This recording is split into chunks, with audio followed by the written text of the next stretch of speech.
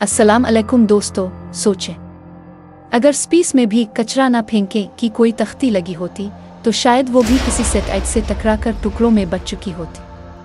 आज हम बात करेंगे एक खतरे की जो खामोशी से ज़मीन के ऊपर स्पेस में घूम रहा है।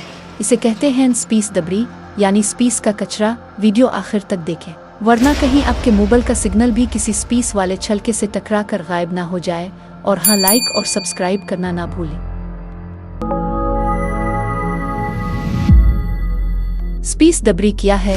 सादा अल्फाज में, वो चीज़ें जो स्पेस में घूम रही हैं मगर किसी काम की नहीं, जैसे पुराने सैटेलाइट, रॉकेट के टूटे हुए हिस्से, मेटल के छोटे छोटे टुकड़े, एस्ट्रोनॉट के गिरे हुए टूल्स। ये सब चीज़ें ज़मीन के गिर्द तकरीबन 27,000 किलोमीटर पर आवर की रफ्तार से घूम रही हैं। अगर कोई बारीक सा टुकड़ा किसी चलते हुए सैटेलाइट से टकरा जाए तो सैटेलाइट समझिए गया काम से। अस्सलाम अलैकुम, ये मेरा आखिरी मैसेज है। ये मसला कितना बड़ा है? नासा के मुताबिक स्पेस में तकरीबन 100 मिलियन टुकड़े घूम रहे हैं। इनमें से 20,000 ऐसे हैं जो रेडार पर ट्रैक होते हैं क्योंकि वो बड़े हैं। अगर खला में क्रिकेट खेली जाए तो बाल ढूंढने में साल लग जाएंगे।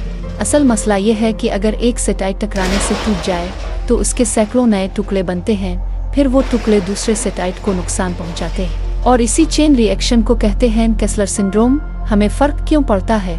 आप सोचेंगे हम तो जमीन पर हैं, हमें क्या? लेकिन फर्क बड़ा है। ये सैटेलाइट्स हमें internet, GPS, mobile signal, weather updates देती हैं। अगर ये सैटेलाइट्स खराब हो गईं तो गूगल मैप्स आपको पिज़्ज़ा की जगह कब्रिस्तान दिखा दे और नेटफ्लिक्स बस नाम ही याद रह जाए। स्पेस कैसे साफ हो रहा है? इंसान हाथ पर हाथ रख कर नहीं बैठा, हल तलाश हो रहे हैं। कुछ जगह स्पेस में जाल फेंक कर कचरा पकड़ा जा रहा है, कहीं लेजर का इस्तेमाल हो रहा है, कहीं मैग्नेट मशीन से मेटल खींचा जा रहा है और कुछ मशीनें तो वैक्यूम क्लीनर की तरह काम कर रही है। कंपनीज जैसे और स्पेस की क्लीनिंग पर काम कर रही हैं। लेकिन सच ये है कि सफाई महंगी है। आखिर स्पेस है, गिल्ली नहीं। अच्छी खबर, अब नए सैटेलाइट्स ऐसे बन रहे हैं कि जब उनका काम खत्म हो जाए तो वो खुद ही ऑर्बिट छोड़कर खत्म हो जाएं, जैसे कहीं मेरा काम पूरा में जा रहा हो। इख्तिताम। तो दोस्तों, जब भी आसमान की तरफ देखें और कोई चमकता नुक्ता नजर आए, जरूरी नहीं कि वो सितारा हो, वो शायद 1960 का कोई भटका हुआ पेच भी हो सकता है।